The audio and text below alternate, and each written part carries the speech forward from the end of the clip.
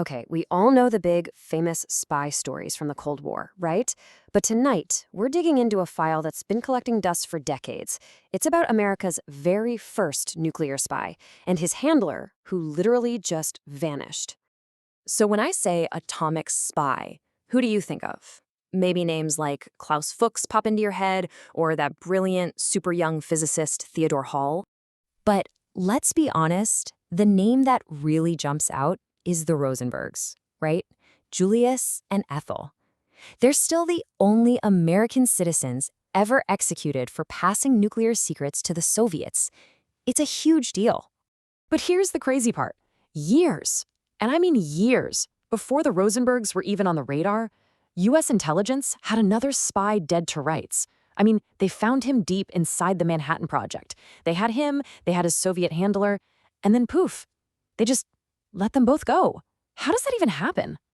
All right, so here's what we're going to cover. We'll look at this forgotten spy, meet the chemist and the spy master behind it all, see how he got caught but never captured, and then watch his handler do a vanishing act. We'll also unpack what this all meant, the true cost of these secrets, and what happened to everyone in the end. So first up, let's meet the two guys at the absolute center of this whole crazy story. Okay, so on one side of this coin, you've got Clarence Hiskey. The guy was a brilliant chemist, no doubt. But he was also a hardcore communist who was frankly kind of a jerk, just rubbed everyone the wrong way. And on the other side, Arthur Adams. This guy was the real deal, a veteran spy for the GRU, that Soviet military intelligence. He was a total ghost, a man of a dozen different identities with a past that was basically made up from scratch. And listen, Hiskey's personality, it wasn't just a small thing. It was a massive, flashing red flag. His own colleagues called him a know-it-all, and get this, despicable. So you really have to ask yourself, how in the world did a guy like this get security clearance for the most top-secret, high-stakes project of the entire war? Well, he did. Despite that terrible reputation, Hiskey was brought right into the heart of America's most sensitive program. And, as U.S. authorities were about to find out, that was a huge, huge mistake. So check out this timeline. The two of them meet way back in 1941. For 3 whole years, Hiskey is just handing over secrets right under everyone's noses. It's not until 1944 that Army security finally flags him. And what do? Do they arrest him? Nope. Their brilliant solution was to draft him into the Army and ship him off to some remote base near the Arctic Circle. Like, out of sight, out of mind, I guess? And the audacity of this guy, it's just off the charts. While he's on his way to this Arctic post, an undercover investigator goes through his luggage. And what does he find? A 7-page notebook, just casually sitting there. And it wasn't just notes, it was basically a complete outline of the entire Manhattan Project. So the Army grabs it, and here's the kicker. Hiskey never even reported it as lost or stolen. Can you believe that? So this is the big question, isn't it? The absolute heart of this whole mystery. They've got the spy red-handed. They've got the evidence. So why? Why on earth did the government let its very first known nuclear spy just walk? Well, it turns out the government was in a real bind. Their hands were completely tied for a few big reasons. First, if they put him on trial, they'd have to reveal the Manhattan Project to the entire world, before the bomb was even finished or used. Big problem. Second, busting a Soviet spy ring in the middle of World War II, that could have shattered their alliance with Stalin, and they needed him. And finally, a lot of their best evidence, well, it was obtained through illegal searches. That stuff would have been thrown right out of court. So, with Hiskey basically neutralized, stuck up in the Arctic, the investigation shifts its full focus to his handler, the master spy himself, Arthur Adams. And the FBI knew Adams, his codename was Achilles, by the way. They knew he was a massive fish. This wasn't just about a few documents.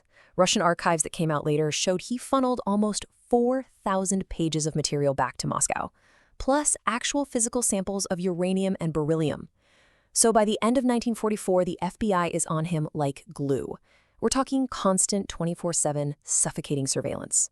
But just when they're closing in, the whole thing goes public in the messiest way possible. A tabloid newspaper gets a hold of the story and just blasts it all over the front page. Suddenly, this super secret investigation is a public circus.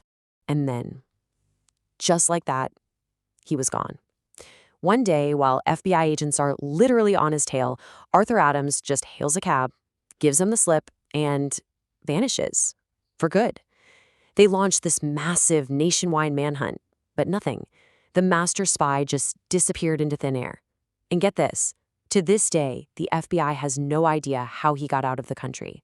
You know, this failure to stop Hiskey and Adams, it wasn't just some isolated screw-up. It was actually a symptom of a much, much bigger problem with America's whole strategy for this new atomic age.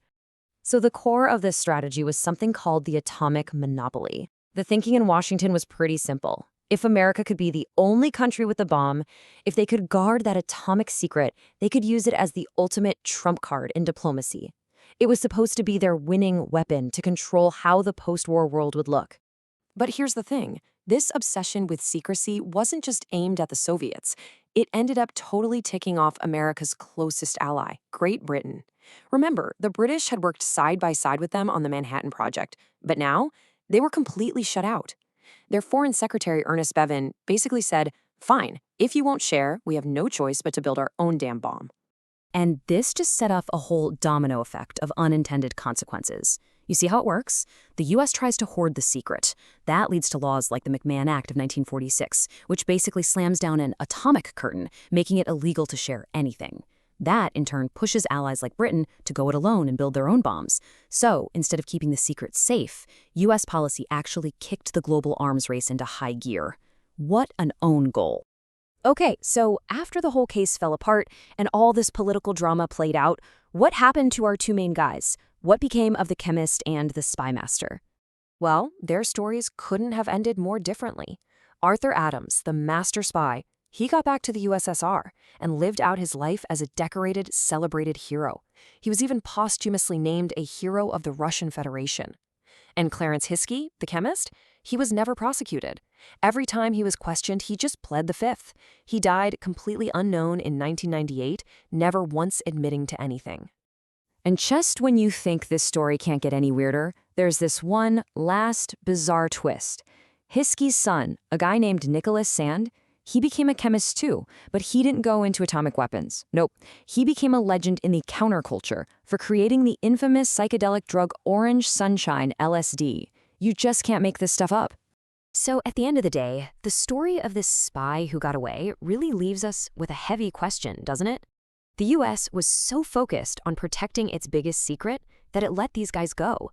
But in the process of guarding that secret, they pushed away their friends and helped spark a terrifying arms race. It really makes you think, in a world full of powerful, dangerous secrets, what's the real cost of trying to keep them locked up?